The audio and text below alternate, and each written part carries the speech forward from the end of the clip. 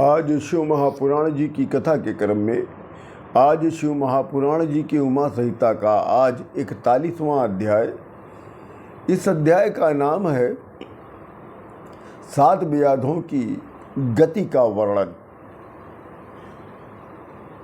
सनत कुमार जी कहते हैं कि हे मार्कंडेय जी, स्वर्गलोक में 7 पितृगण बताए गए, जिनमें से 4 पितृगण मूर्तिमान हैं और 3 पितृगण अमूर्त पितृगण हैं। आद्य देवगण और ब्राह्मण उन्हीं का यजन करते हैं। इससे वे पितर योग बल के द्वारा सोम को तृप्त करते हैं। इसलिए श्राद्ध योगियों को ही देना चाहिए। श्राद्ध सबको नहीं देना चाहिए, श्राद्ध केवल योगियों को दिया जाता है। श्राद्ध में चांदी के 5 अथवा चांदी से युक्त पात्र के द्वारा स्वधा शब्द का उच्चारण कर दिया गया दान पितरों को तृप्तिकारक होता है। अग्नि, सोम तथा यम का आवाहन कर अग्नि में अथवा अग्नि के अभाव में जल में उत्तराभिमुख होकर जो मनुष्य भक्ति पूर्वक पितरों को तृप्त करता है, उससे संतुष्ट हुए पितर श्राद्धकर्ता को भी संतुष्ट करते हैं। पितरगण प्रसन्न हो जाने पर अपने संतानों को पुष्टि, विपुल संतति और स्वर्ग, आरोग्य वृद्धि और अन्य अभीष्ट उनकी मनोकामनाओं को पूर्ण करते हैं। हे मार्कंडेय जी, देव कार्य की अपेक्षा पितृ कार्य विशेष बताया गया है। तुम भी पितृभक्त हो, इसलिए उनकी कृपा से तुम अजर और अमर हो। योग से भी वो गति नहीं प्राप्त होती है जो गति पितृभक्ति से होती है। इसलिए पितरों की श्राद्ध, पितरों की भक्ति जरूर करनी चाहिए। मार्कंडेय जी कहते हैं कि हे देव स्वामी सनत कुमार जी,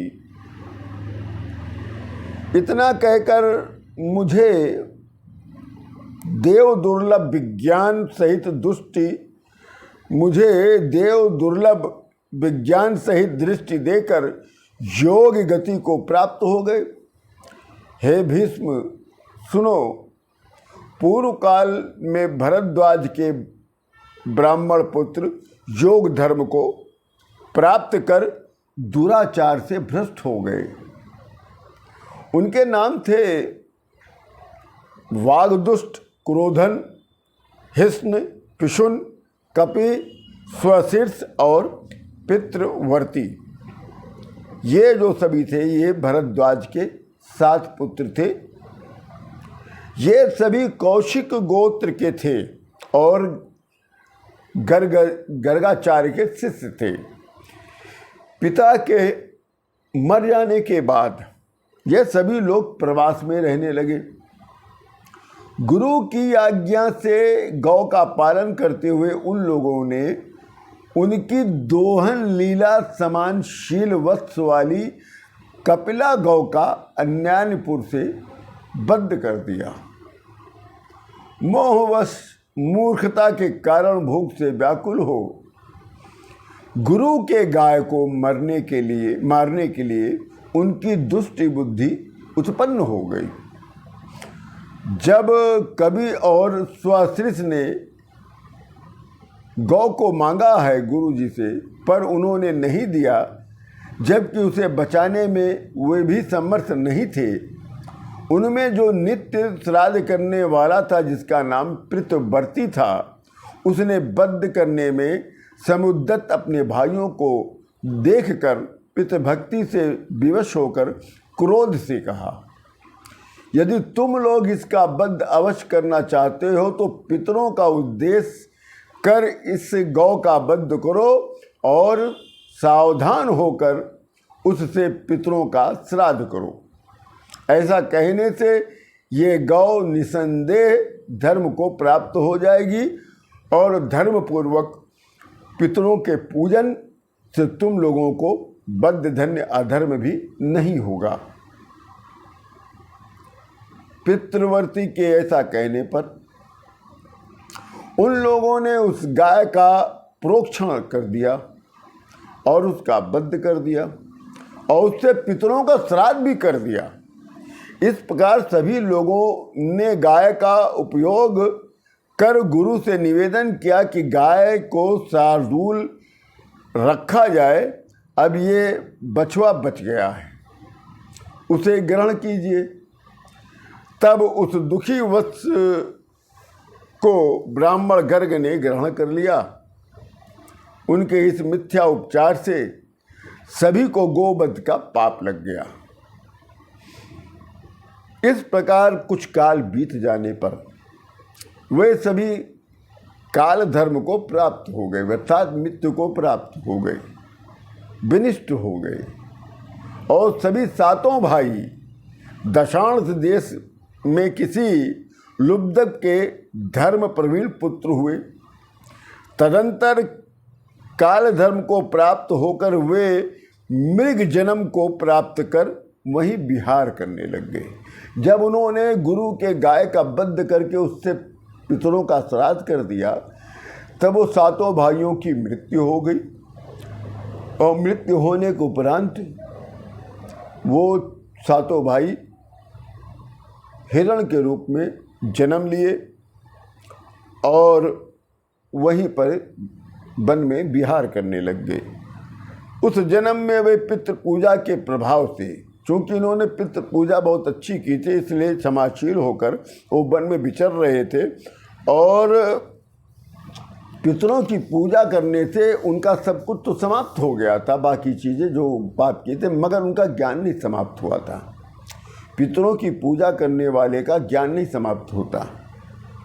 फिर मार्कंडेय जी आगे कहते हैं कि हे भीष्म, उन्होंने जहाँ पर प्राणों को त्यागा था उस स्थान कालंजर पर्वत जैसा दिखाई पड़ता है। फिर वे मृग जराचारी चक्रवाक योनि को प्राप्त हुए। फिर शकुन नामधारी ब्रह्मचारी पक्षी हो गए। ये सातों भाई ब्राह्मण जन्म में गुरु के अनादर के कारण ही पक्षी योनि को प्राप्त हुए थे, किंतु श्राद्ध करने के कारण उनका ज्ञान बना रहा। उन सातों भाइयों का पक्षी रूप में सुमना, सुवाक, शुद्ध, पंचम, छिद्र, दर्शक, स्वतंत्र और सुयज्ञ नाम था। उन पक्षियों का वन में विचरण करने वाली एक घटना हो गई, उसको सुनिए। नीप देश का राजा बड़ा बलवान था, बड़ा प्रभावशाली था। एक बार वो राजा अंतःपुरा में स्त्रियों से युक्त होकर उस वन में आया जहाँ ये सातों भाई पक्षी के रूप में थे। वहाँ उनके मन में विचार आया सातों भाइयों के कि अब हम लोग का शरीर शिथिल हो गया है, हम लोग राजा के समान यदि सौभाग्य को प्राप्त हो जाए तो बहुत अच्छा रहेगा। तब उसके दो मित्र थे, चकवे थे, वे बोले कि हम दोनों भी तुम्हारे राजा होने पर तुम्हारे प्रिय हितैषी मंत्री हो जाएंगे। तब चौथे पक्षी ने कहा ऐसा ही हो। इस प्रकार उसके कहने पर उसकी वैसी गति हो गई। फिर चौथा बोला तुम लोग योग धर्म से वैसी ही गति तुम लोग पाओगे, पर मेरी एक बात सुनो, तुम उत्तम कंपिल नगर के राजा होगे और ये दोनों चक्रवाक तुम्हारे मंत्री होंगे। और उन तीनों ने अपने चारों साथियों से कुछ नहीं कहा। इसी के साथ ये अध्याय यहीं पर पूर्ण होता है। आप सभी लोगों को विजयदशमी की बहुत बहुत बधाई हो। आप सभी लोगों को राम राम।